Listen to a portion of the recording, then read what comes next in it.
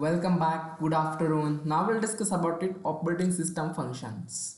तर माझा आवाज येत आहे का तिकडे तुम्हाला का थोडीशी अडचण वगैरे होतीये नसतं तर तुम्हाला ॲक्सेस दिलेला नाही आहे जर तुम्हाला बोलायला ॲक्सेस तुम्हाला तेव्हाच भेटेल जेव्हा तुमचा राईज अप हँड होईल तुम्हाला जर एखादी अडचण असेल तर तुम्ही ती बिंदास हँड राईज करू शकता तुम्ही नाहीतर नसेल तर तुम्ही फक्त एक आपलं ओकेचं जे साईन असतं ते ओकेचं साईन तुम्ही मला दाखवू शकता की आवाज येतोय किंवा नाही थोडंसं आता मी स्क्रीन ऑन केलेली आहे पण थोडंसं आवाज यायला तुम्हाला थोडी कधी कधी अडचण होती तुमचं जे नेटवर्क असतं ना ती एरोप्लेन मोडवर टाकून एकदा तुम्ही रिफ्रेश करा जेणेकरून तुमचं नेटवर्क तुम्हाला चांगला पोहोचेल तर welcome back students now will discuss about it operating system functions तर आपण डायरेक्ट आता ऑपरेटिंग सिस्टमचे फंक्शन बघू मी तुम्हाला हे रिलीज केलं तर the now following that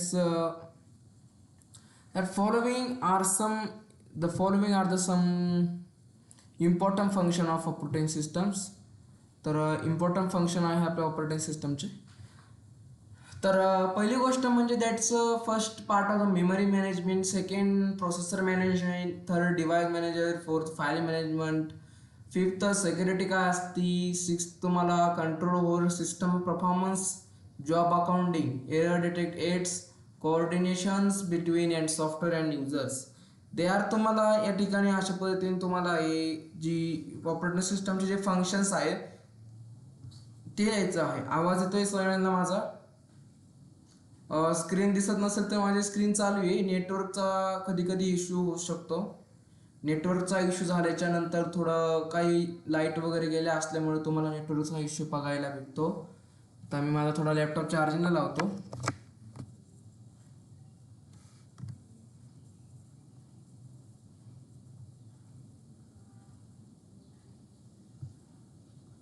okay तर processor management and device management file management they are memory management they are very important the four type are the very important file management device management processor management and memory management तर तुम्ही याचे जे short notes असतात तुम्ही हे shorts note तुम्ही लिहित चला तुम्ही शॉर्ट्स नोट किंवा तुम्ही शॉर्ट्स नोट थोडेसे लिहित चला पाठांतर करत चला जेणेकरून तुम्हाला पेपरमध्ये जेव्हा तुम्हाला एखादी शॉर्ट नोट विचारेल write down to memory management short note म्हणजे तुम्हाला त्यात काय काय असतं ते तुम्हाला शिकायचं असतं तर सपोज पहिले तुम्हाला शिकायचं आहे मेमरी मॅनेजमेंट सगळ्यांना माझा आवाज येत आहे का नसून येत तर नाही म्हणा किंवा एक डिसलाईक ते तुम्ही साईन करू शकता कारण की मगाच आपला नेटवर्कचा एरर आलता की सर साईन येत नाहीये स्क्रीन दिसत नाहीये आवाज व्यवस्थित येत नाहीये तर आवाज व्यवस्थित येत नसेल तर मित्रांनो तुम्ही एक थोडंसं चांगल्या याच्यात बसा कारण की तुम्हाला रेंज फुल आहे आणि बऱ्याच विद्यार्थ्यांना आवाज जातोय माझा आवाज जातोय तुला जात नसेल तर किंवा तू एकदा मीटिंग डिस्कनेक्ट होऊन तू पुन्हा जॉईन करू शकते किंवा तू लेफ्ट हो मीटिंगमधून मग तू पुन्हा एकदा जॉईन कर मीटिंग तर suppose first point of the memory management what is a memory management that is a like of the primary memory and main memory म्हणजे प्रायमरी मेमरी म्हणजे काय तुमची रॅम वगैरे आली त्या रॅम मॅनेजमेंट कशी होती रॅमची मॅनेजमेंट कशी होती दॅट जो डाटा एक्झिक्यूट कसा होतो ऑपरेटिंग सिस्टम ती बूट कशी होती they are learn by memory management very important the memory management in the subject of IT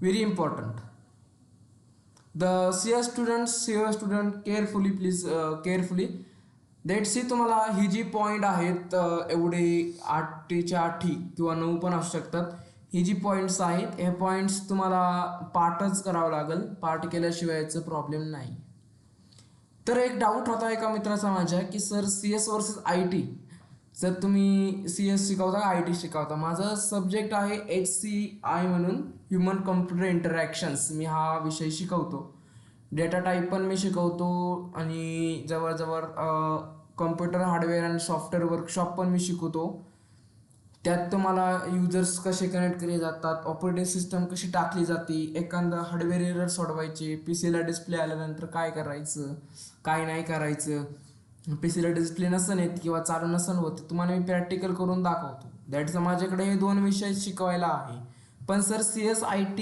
versus IT based आहे. CS म्हणजे तुमचं कम्प्युटर सायन्स इन्फॉर्मेशन टेक्नॉलॉजी. त्यात तुम्हाला बिझनेस मॅनेजमेंट शिकवलं जातं IT मध्ये. त्याच्यानंतर तुम्हाला टेक्निकल सपोर्ट शिकवलं जातं. दॅट्स एवढे 2 विषय खूप इंटरेस्टिंग आहेत शिकायला.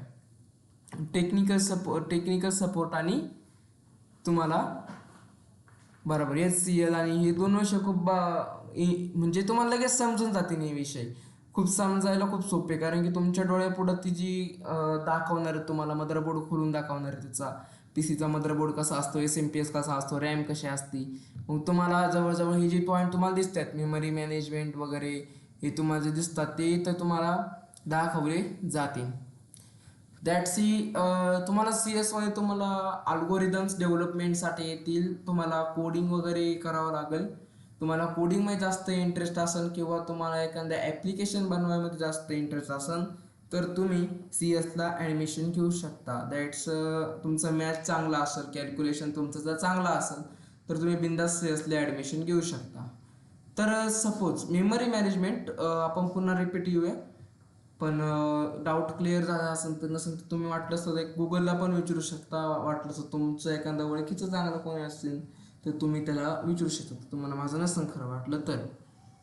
तर suppose memory management, that the memory management is very important, the based on the primary memory and secondary memory and the main memory. The primary memory is RAM, random access memory आपण त्याला असं म्हणतो. The memory management refers to management of the primary memory or main memory. Main memory is large array to words bytes, each words to bytes has its own address.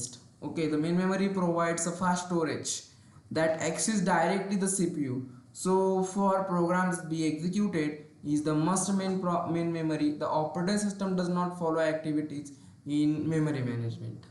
तर इथं काय सांगते memory management, काय सांगते that's तुमच्या operating सिस्टमची तेवढी पण मेमरी असते ना, तेवढी पण ही मेमरी त्याच्यात करू शकतो. म्हणजे तेवढी पण तुमचं जी ऑपरेटिंग सिस्टम कशी बूट होती, ऑपरेटिंग सिस्टम बूट व्हायला दॅट्स हे मेमरी जी आहे डिस्प्ले सपोर्ट करते. म्हणजे तुमच्या ऑपरेटिंग सिस्टमला दाखवण्यासाठी सपोर्ट करते, म्हणजे तुमचं सॉफ्टवेअर दाखवण्यासाठी सपोर्ट करते. दे आर तुमच्या मेन मेमरीचं मेमरी मॅनेजमेंटचं काम काय आहे की डेटा तुमचा फास्ट ब्राउझिंग करण्यासाठी तुमची मेन मेमरी असते. म्हणजे तुमचं that's depending on RAM speed. जर तुमची रॅम 2 GB असेल तर ते खूप खूप कमी याच्यामध्ये तुम्हाला ती स्पीड देणार आहे, एवढं काय फास्ट स्पीड देणार नाही. तीच जर कम्पॅरेबल जर तुम्ही रॅम 8 GB DDR5 सोबत जर केली, that's a very fastness data browsing the PC. Okay, and fastness storage drive, fastness storage the data in दस मेमरी मॅनेजमेंट. मेमरी मॅनेजमेंटचं काम असतं आहे की तुमच्या जे PCचं जी टोटल जी स्पीड असतं ते पूर्ण कंट्रोल करतं आपलं रॅम किंवा रोम फक्त तुमचं ते सेकंडरी मेमरी असते. प्रायमरी मेमरी ही जी तुमची असते ती रॅम असते. That's is are called of the memory management. तुम्ही फक्त एवढं जर तुम्ही इथं लिहिलं memory management refers to management of the primary memory or main memory.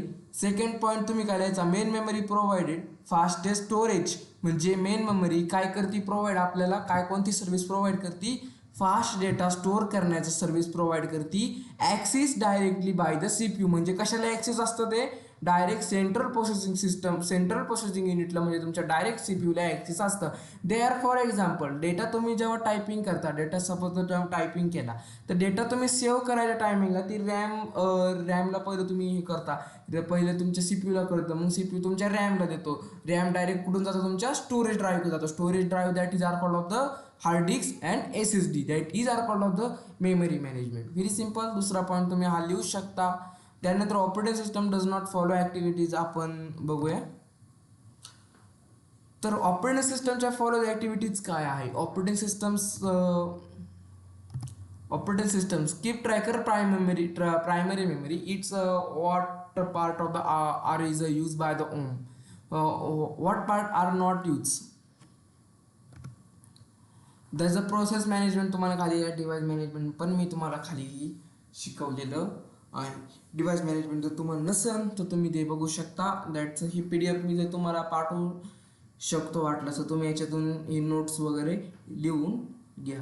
सगळ्यांना आवाज येत असेल माझा.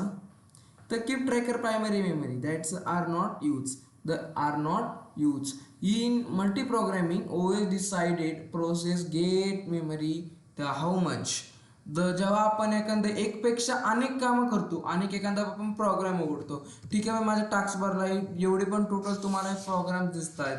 फाईल्स झालं तुमचं, हे फाईल्स झालं तुमचं, हे फाईल झालं तुमचं, क्रोम झालं, कॉपरेट झालं, ब्रेव झालं, पॉवर पॉईंट, WPS, पुन्हा अजून जेवढं पण जर काय असेल ते, जर मी सपोज सगळं उडून ठेवलं, मग ते काय झालं, मल्टी प्रोग्रामिंग सिस्टम झाली. जर सपोज तुम्हाला एखादा OS मध्ये युजर्स असतात, त्या OS युजर्स म्हणजे काय, single user, multitasking user, multi networking user, जवळजवळ तुमचं अजून मल्टीटास्किंग युजर्स असतो. असे बरेच तुम्हाला ऑपरेटिंग सिस्टमचे युजर्स तुम्हाला त्या ठिकाणी शिकायचे असतात. OS decide which process will get memory Wien and how much. OS काय करतं, एक नक्की करतं, म्हणजे तुमचं ते नक्की करून टाकतं की हा आपल्याला हीच प्रोसेस काय करायची, मेमरीला गेट करायची, म्हणजे मेमरीला द्यायची आहे. allocates the memory when the process request it to do so. म्हणजे allocates the memoryचा अर्थ काय, जी प्रोसेस तुमची आहे, ही प्रोसेसची जी रिक्वेस्ट आहे ती तुम्हाला डायरेक्टच जी, म्हणजे सपोज तुम्ही डेटा एखादा टाईप केला, डेटा तुम्ही सेव्ह करताय, तर ते डायरेक्ट पहिले तुमच्या CPU मधून रीड डायरेक्ट मग तुमच्या मेमरीकडे ती पाठवणार आहे. Process management, they are very important point in this the process management systems. They are not they are very important in the IT student and AIDS students. तर तुम्हाला या ठिकाणी प्रोसेस मॅनेजमेंट, तुम्हाला जी पॉईंट आहे, हा पॉईंट तुम्हाला एक 10 ते 15 मार्काला विचारला जातो. म्हणजे तुम्हाला जी OX जे फंक्शन्स असतात, ते OX चे जे फंक्शन्स तुम्हाला हे 15 ते 20 मार्काला एक पेपरला विचारले जातात. In multi programming environment OS decided process